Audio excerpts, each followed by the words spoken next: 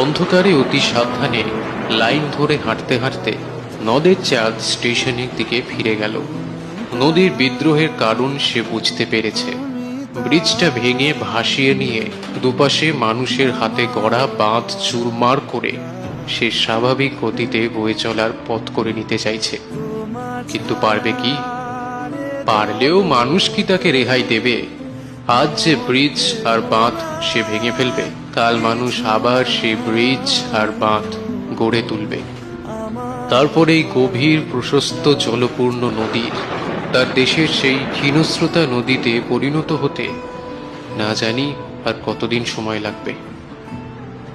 স্টেশনের কাছেই নতুন রং করা ব্রিজটির জন্য এতকাল নদের চাঁদ গর্ব অনুভব করেছে। আজ তার মনে হলো, কি প্রয়োজন ছিল এই ব্রিজের? বোধহয় এই প্রশ্নের জবাব দেওয়ার জন্যই পিছন থেকে 7 নম্বর ডাউন প্যাসেঞ্জারের ট্রেনটি নদের চাঁদকে পিষিয়ে দিয়ে চলে গেল ছোট্ট স্টেশনটির দিকে। নদের চাঁদ 4 বছর যেখানে স্টেশন মাস্টারি করেছে এবং বন্দি নদীকে ভালোবেসেছে।